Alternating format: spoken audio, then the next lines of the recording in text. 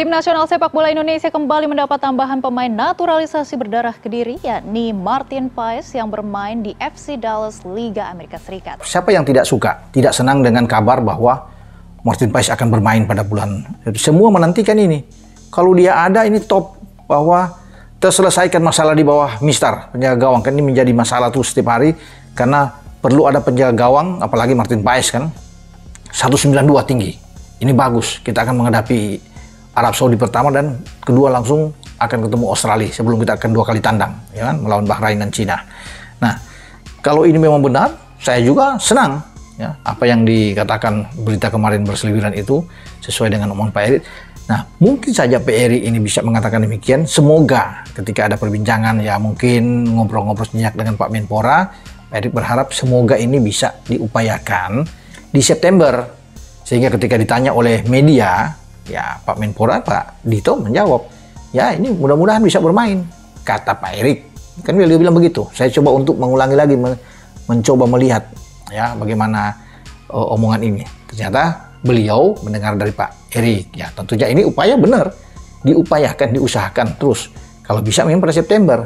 Dan pasti ini merupakan kabar gembira. Tapi untuk bisa memastikan itu saya perlu untuk konfirmasi langsung dengan beliau, sehingga ini teman-teman perlu mendapatkan keterangan jawaban yang pas. Jadi Pak Erik sudah jelas, saya bilang tadi kan, belum bisa, masih diupayakan, diusahakan terus, ya bertarung terus di sana, tapi diyakinkan dia bisa, diyakinkan ya.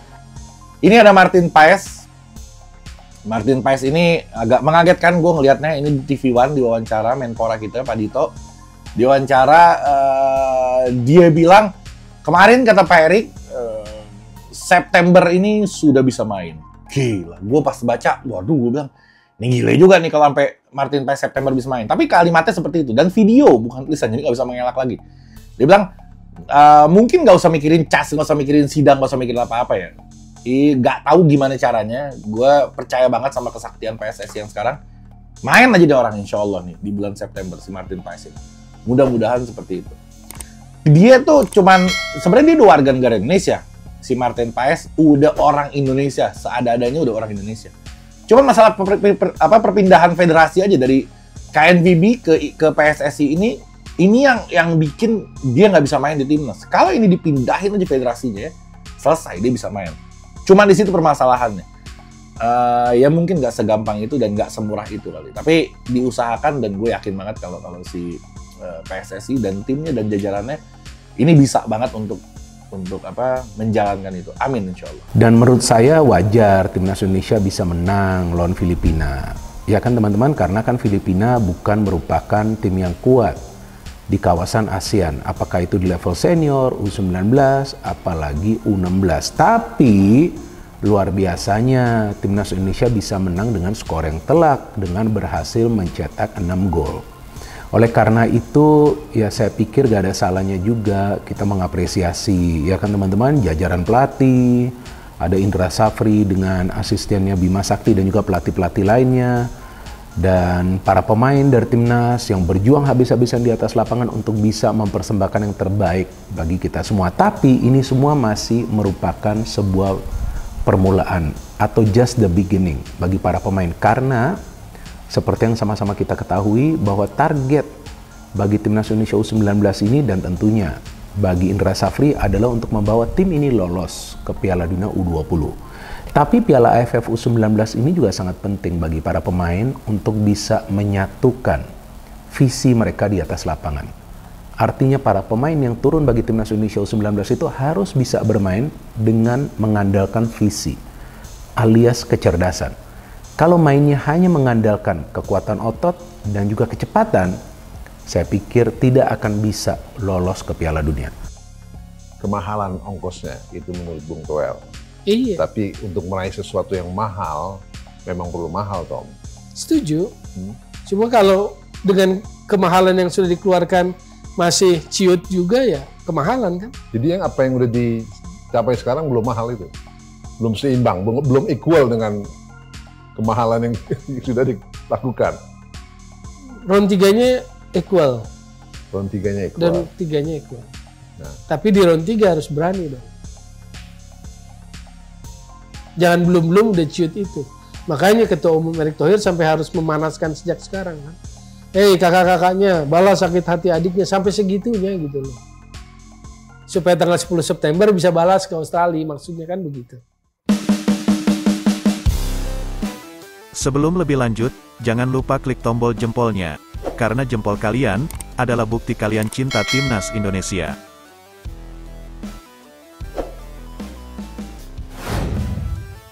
Jelang tampil di kualifikasi Piala Dunia 2026 putaran ketiga, bulan September nanti, skuad Garuda mendapat angin segar dengan potensi bergabungnya kiper MLS, Maarten Paes.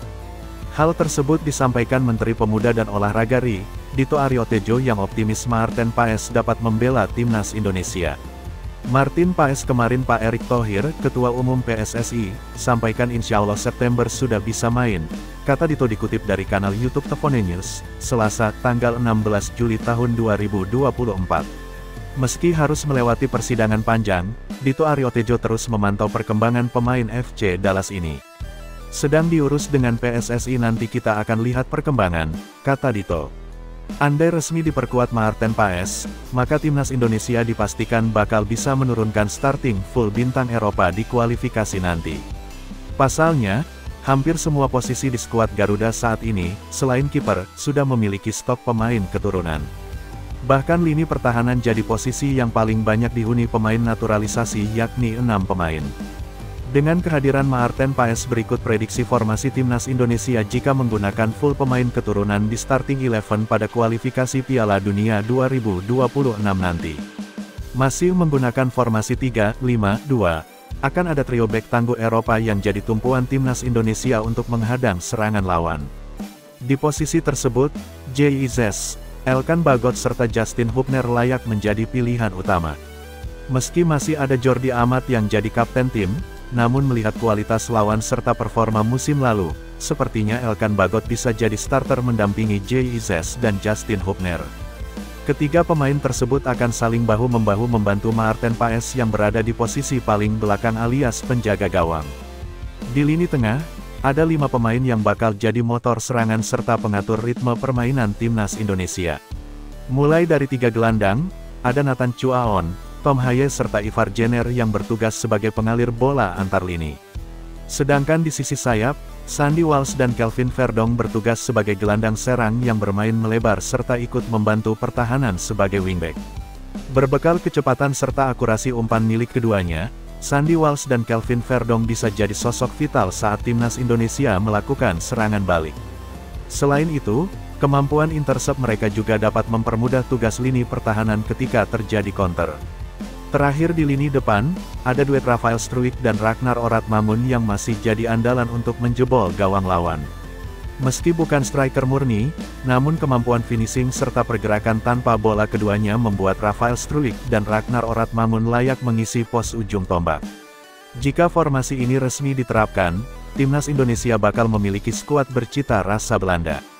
Pasalnya, hampir sebagian dari pemain tersebut lahir dan masih berkarir di Belanda. Hanya Elkan Bagot yang lahir di luar Belanda dan belum pernah rasakan kompetisi di negeri kincir angin. Berita selanjutnya, ranking FIFA Timnas Indonesia naik ke 133 dunia, terbaik sejak 2011.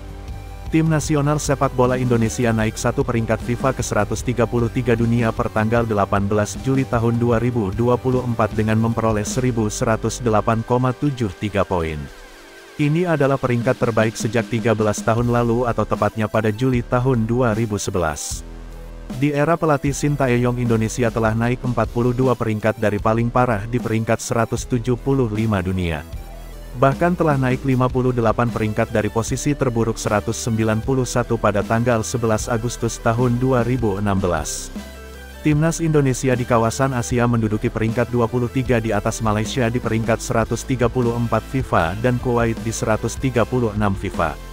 Sementara Asia Tenggara Timnas berada di bawah Thailand di peringkat 101 FIFA dan Vietnam 115 FIFA. Ranking FIFA Timnas Indonesia resmi naik ke peringkat ke-133 dunia. Posisi tim Garuda berada di atas Timnas Malaysia. FIFA resmi merilis ranking timnas negara-negara di dunia, termasuk Indonesia. Tim Garuda memiliki poin 1108,73, yang berarti berhak naik satu tingkat ke 133. Peringkat timnas Indonesia berada di atas Malaysia yang juga naik ke 134. Namun, tim Garuda masih di bawah Thailand 101 dan Vietnam 115. Pencapaian timnas Indonesia ini tak lepas dari peningkatan performa skuad Garuda di tangan pelatih Shin Tae-yong. Sejak diperkenalkan pada akhir Desember tahun 2019, arsitek asal Korea Selatan itu telah mendongkrak ranking timnas Indonesia sebanyak 42 tingkat dari 175 hingga kini 133 dunia. Terkini, timnas Indonesia melaju ke putaran ketiga kualifikasi Piala Dunia 2026 zona Asia untuk pertama kali dalam sejarah. Ranking timnas Garuda bisa lebih menjulang jika berhasil memetik hasil positif di ajang tersebut. Namun, ambisi itu bukan tugas mudah. Pasalnya, Asnawi Mangkualam DKK berada di grup neraka bersama Jepang, Australia, Arab Saudi, Bahrain dan China di grup C. Timnas Indonesia berhasil naik lagi di ranking FIFA, sedangkan Thailand tetap dikdaya sebagai rajanya ASEAN. Ya, FIFA telah merilis update ranking FIFA terbaru edisi Juli tahun 2024. Hasilnya menetapkan timnas Indonesia naik satu peringkat tanpa mengeluarkan keringat sama sekali. Pergeseran ranking FIFA timnas Indonesia ini diakibatkan hasil pertandingan di OFC Nations Cup. Timnas Indonesia sebelumnya menempati posisi 134 ranking dunia dengan koleksi 1108.73 poin. Sedangkan kini timnas Indonesia baru saja naik ke peringkat 133 dengan koleksi poin yang sama. Rupanya keuntungan yang didapat timnas Indonesia tersebut karena kekalahan Kepulauan Solomon di pertandingan OFC Nations Cup pada tanggal 18 Juni tahun 2024 silam. Tercatat Kepulauan Solomon kalah 0-3 dari Selandia Baru, dan kalah 0-1 dari Vanuatu. Rupanya hasil kekalahan Kepulauan Solomon di OFC Nations Cup itu baru dirilis pada update ranking FIFA bulan Juli tahun 2024 ini. Sebab sebelumnya update ranking FIFA bulan lalu dirilis pada tanggal 20 Juni tahun 2024. Karena terlalu mepet, akhirnya kini update tersebut baru diperbarui saat ini. Hello Garuda friends, Jens here. Amazing atmosphere at the Gelora Bung Tomo Stadium. I'm very happy with my first goal for the Indonesian team. I keep watching us this tournament. Thank you. Ya. Halo, saya Ikram Gifari. Terima kasih buat sahabat Garuda atas dukungannya sehingga kita menang pada pertandingan pertama ini. Dukung kami terus dan doakan kami bisa juara. Amin. Jadi tim ini yang kalau kata Indra Safri, dia bilang ini adalah tim yang lebih baik dari generasi emasnya di zaman Evan Dimas. Di zaman Evan Dimas itu tim kita gila-gilaan, timnas kita gila-gilaan. Nah ini kata Indra Safri ini lebih bagus, skillnya lebih merata dan memang kualitasnya di atas yang di zamannya si Evan Dimas. Terus target yang diberikan adalah juara kalau nggak salah untuk timnas yang sekarang, karena Indra Safri ini kalau nggak salah udah 3 kali megang tim usia ini di Piala AFF dan cukup oke lah dia. Apalagi dengan sekarang ada tambahan pemain keturunan, rasanya sih lebih oke. Ini Arkan Kakak kalau misalkan duet sama si Jens ini kan tipikal, dia kan tinggi banget ya, hampir 190-an kalau nggak salah. Kalau misalkan dia bermain dengan level yang AFF yang pada kecil-kecil, ya gue rasa sih harusnya dia bisa nyetak gol banyak, harusnya dia bisa top score di sini. Kalau dia nggak bisa top score, agak ragu juga gue kalau misalkan dia harus main di main level senior. Oke? Setelah turnamen di Prancis, jadinya ada 3 pemain muda keturunan yang akan dinaturalisasi. Jangan anti kata naturalisasi, karena naturalisasi itu sebutan untuk prosesnya. Pemainnya pemain diaspora. Tapi naturalisasi itu adalah sebutan untuk prosesnya. Memang nggak bisa dipisahkan itu kalimat, oke? Kualitas sesuai dengan kebutuhan dari timnas kita. Kan kita sama-sama tahu, timnas kita di Toulon Cup yang lalu ya, baru beberapa waktu yang lalu kan performanya tidak baik.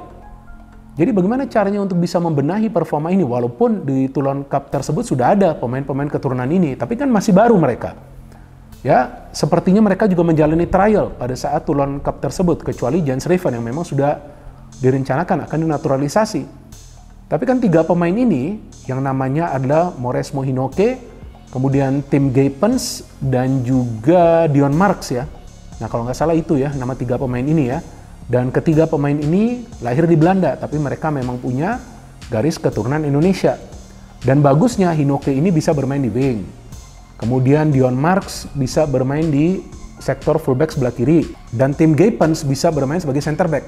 Plus sudah ada Jens Raven yang bisa bermain sebagai striker. Artinya sekarang sudah ada 4 pemain keturunan Indonesia yang di masa depan atau segera lah ya akan mulai bisa membela timnas Indonesia U19. Kan sekarang kita tahu di eranya Pak Erick Thohir sebagai Ketua Umum PSSI, ya segala sesuatunya bisa dipercepat lah ya. Dan dia juga memang sangat peduli dengan perkembangan timnas kita, baik itu timnas senior, timnas U19 dan juga tentunya timnas U16. Maka itu masing-masing pelatih diberikan target agar bisa dipenuhi. Dengan demikian kita tahu bahwa para pemain juga akan bisa fokus untuk mencapai target-target tersebut. Jadi dengan program jangka panjang seperti ini yang kita harapkan akan lebih banyak pemain keturunan Indonesia yang bisa membela timnas Indonesia untuk meningkatkan level permainan dari timnas Indonesia. Bukan untuk menutup peluang bagi para pemain kita yang bermain di kompetisi domestik agar bisa menjadi bagian dari timnas Indonesia. Jadi nanti siapapun yang ingin menjadi bagian dari timnas Indonesia harus bisa bersaing dan pada saat dia diberikan kesempatan harus bisa memberikan performa terbaiknya. Dan saya yakin semua pelatih yang melatih timnas Indonesia baik di level senior, U19 dan juga U16, tiga-tiganya adalah profesional. Mereka akan melihat pemain mana yang perform, maka pemain tersebut yang akan mendapatkan tempat sebagai pemain inti atau juga akan bisa menjadi bagian dari skuad. Jadi kita tunggu saja teman-teman debut secara resmi dari Mauresmo Hinoke, Dion Marks dan juga Tim Gapens, sambil juga kita menunggu debut dari Jens Raven yang akan dia lakukan di Piala AFF U19 yang akan bergulir pekan depan. Begini loh. Contoh yang Jackson Tiago ngomong nih, yang belakangan itu muncul, bahwa dia belum pernah lihat level timnas Indonesia seperti sekarang. Yes. Oke. Tapi kan Jackson juga tahu dong bedanya gitu loh. Jangan naif gitu loh. Jangan menafikan bahwa yang sekarang kan ada naturalisasi. Yang 8 bisa di starter, yang 7 bisa di starter gitu. Kalau kita pakai istilah tuan yang ori dan naturalisasi kan komposisinya 8-3, 7-4 gitu. Gitu. Jadi nggak boleh naif gitu loh. Ini situasinya berbeda.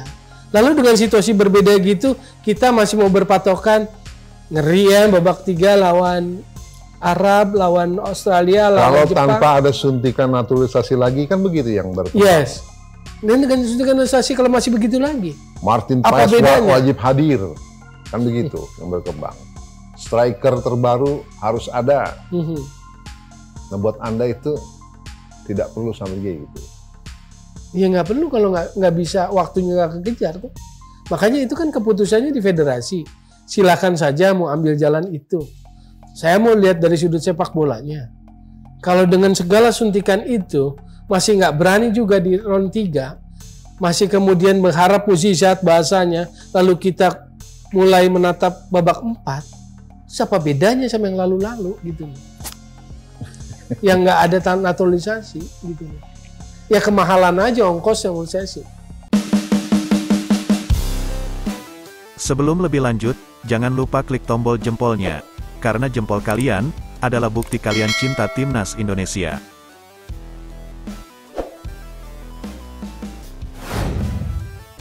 STY puji Jens Raven, usai cetak gol debut di Timnas Indonesia U19.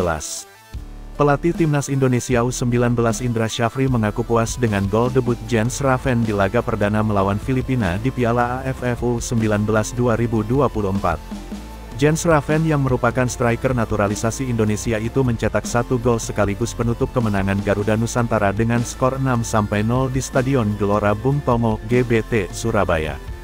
Tentu saya bersyukur, Jens Raven hanya bermain 15 menit bisa bikin 1 gol, kata Indra dalam konferensi pers pasca pertandingan, Rabu, 17/7. Indra Syafri bisa jadi puas dengan gol Raven. Akan tetapi Direktur Teknik PSSI itu juga tetap menagih gol lain dari pemain kelahiran Belanda tersebut. Tapi tadi sore janji dengan saya kalau dia dimainkan dia akan cetak 2 gol. Lah ini saya masih tagih 1 gol, tutur Indra. Meski mencetak gol, Indra Syafri melihat masih ada kekurangan dari performa Jens. Ia menurunkan pemain Akademi FC Dordrecht itu perlu adaptasi. Cukup puas kita, tapi kan Jens baru bergabung dan saya pikir perlu adaptasi dengan tim ini dengan baik, ucapnya. Lebih lanjut, Indra Syafri juga menyoroti performa tim secara keseluruhan yang dinilainya belum konsisten dalam menerapkan filosofi permainan. Iya, belum konsisten, jadi game plan yang kita rencanakan, filosofi yang kita bangun di tim ini, enggak konsisten. Kadang-kadang kelihatan, kadang-kadang enggak, ujar dia. Makanya saya pikir memang pemain usia muda perlu waktu dan perlu kesabaran. Cuma yang saya pastikan saya akan kawal mereka secara individual quality dan selalu meningkat, tambahnya. Kendati demikian, Indra Syafri optimistis timnya bisa terus berkembang dan meraih hasil terbaik di turnamen ini. Kita bisa menghadapi pertandingan pertama dengan baik, mudah-mudahan pertandingan kedua, pertandingan ketiga, bisa kita lalui dengan baik, paparnya. Indra dan tim pelatih akan menjadikan fase grup ini untuk mencari bentuk serta komposisi terbaik dari tim ini untuk melangkah ke babak selanjutnya. Berita selanjutnya, Jens Raven viral di Belanda. Bangga dan takjub usai cetak gol perdana untuk timnas U19 Indonesia. Jens Raven buka suara seusai mencetak gol pertamanya buat timnas U19 Indonesia dalam laga melawan Filipina di ASEAN Cup U19 2024. Timnas U19 Indonesia mengalahkan Filipina 6-0 dalam laga perdana ASEAN Cup U19 2024 di Stadion Gelora Bung Tomo, GBT, Surabaya, Rabu, tanggal 17 Juli tahun 2024. Pemain keturunan Indonesia Belanda itu sukses mencetak gol ke-6 pada menit ke-87. Gol tersebut pun menyempurnakan kemenangan tim Merah Putih dalam laga melawan Filipina. Pelatih timnas U19 Indonesia Indra Syafri memang memilih menurunkan Jens Raven jelang pertandingan berakhir. Namun, Jens Raven berhasil memanfaatkan waktu 15 menit terakhir tersebut dengan maksimal, sehingga mencetak gol. Setelah berhasil mencetak gol debutnya buat timnas U19 Indonesia tersebut, pemain berusia 18 tahun tersebut mengungkapkan perasaannya. Pemain kelahiran tanggal 12 Oktober tahun 2005 itu mengakui sangat bangga dan senang bisa bermain buat timnas Indonesia. Ia takjub dengan permainan pertamanya di Indonesia. Hal ini karena atmosfer yang dirasakan saat membela timnas Indonesia di Stadion GBT sangat luar biasa. Pertandingan pertamaku di Indonesia, atmosfer luar biasa di Stadion GBT, ujar Jens Raven kepada awak media termasuk Bolasport.com. Rabu, tanggal 17 Juli tahun 2024. Raven mengaku bahwa sebenarnya ia gugup harus bermain di hadapan banyak supporter. Ini karena ia mengaku belum pernah bermain di hadapan banyak supporter. Walaupun gugup tetapi ia merasa senang dan antusias. Sejujurnya sedikit gugup karena aku belum pernah bermain di hadapan begitu banyak orang, kata Raven. Namun, ia mengakui setelah berhasil mencetak gol tentu saja ia merasa senang. Raven bahkan mengakui apabila ia merinding karena berhasil mencetak gol pertamanya untuk timnas U19 Indonesia. Apalagi ia sukses menyarangkan gol tepat di depan banyak supporter. Menurutnya itu momen luar biasa, sehingga ia merasa merinding. Tapi aku sangat senang bisa mencetak gol pertamaku dalam 20 menit, luar biasa, merinding, tutur Raven. Sementara itu, timnas U19 Indonesia akan kembali menjalani perjuangan di ASEAN Cup U19 2024 ini dengan melawan Kamboja. Skuad Garuda Nusantara dijadwalkan akan menghadapi Kamboja pada tanggal 20 Juli mendatang di stadion yang sama. Sementara itu, saat ini timnas U19 Indonesia memimpin puncak klasemen grup A dengan mengemas 3 poin. Sedangkan posisi kedua ada Timor Leste yang berhasil mengalahkan Kamboja 3-2. Dengan begitu, mereka juga mengemas 3 poin hanya beda selisih gol dengan timnas U19 Indonesia. Berita selanjutnya, pelatih Filipina akui tertinggal jauh dari timnas Indonesia U19. Pelatih Filipina U19, Joseph Ferre mengakui tim asuhannya sudah tertinggal jauh dari timnas Indonesia U19. Filipina U19 kalah timnas Indonesia U19 dengan skor 6-0 di Stadion Gelora Bung Tomo, Surabaya pada Rabu tanggal 18 Juli tahun 2024. Pada pertandingan ini, Filipina diperkuat oleh beberapa pemain abroad serta keturunan. Namun cara itu baru digunakan dalam beberapa bulan terakhir di mana PSSI sudah lebih dahulu memiliki database pemain keturunan Indonesia. Saya pikir perbedaan Indonesia dan Filipina yang bisa Anda lihat bahwa masalahnya semakin besar dan makin menganga. Ini karena Indonesia telah melakukan banyak pekerjaan dalam banyak hal, soal pembinaan dan semuanya sebelumnya dan Filipina baru mengerjakannya sekarang, kata Joseph Ferre. Sayangnya, kedatangan pemain keturunan ini ternyata tak mampu menahan gempuran skuad Garuda Nusantara asuhan Indra Syafri. Kita tertinggal jauh dari Indonesia, kita mencoba beratan dan mencoba untuk melakukan serangan balik, tapi pemain kita kebanyakan baru pertama kali mencoba rumput alami, kata Josep Ferre. Filipina memang menggunakan lapangan sintetis ketimbang lapangan alami. Selain itu, ternyata tak sedikit pemain yang baru pertama kali bertemu dengan supporter di stadion. Para pemain ini baru pertama kali bermain di hadapan para penggemar, maksud saya adalah para pemain ini baru bermain di hadapan para penggemar, kata Josep Ferre. Josep Ferre mengakui hasil binaan Indra Syafri pun ternyata lebih matang dari segi permainan. Mereka menunjukkan permainan bagus, mereka lebih baik saat menguasai bola, kata pelatih asal Spanyol ini. Josep Ferre pun memuji regulasi sepak bola Indonesia yang mewajibkan memainkan pemain U23 ini sangat berpengaruh pada permainan timnas Indonesia U23. Contohnya ada Arhan Kaka, mereka juga memberikan kesempatan pada para pemain muda untuk bermain di tim sebesar Persija, Persis, Barito Putra, jadi mereka terbiasa dengan ritme kompetisi profesional yang membuat mereka berkompetisi melawan tim-tim lebih besar, kata Josep Ferre.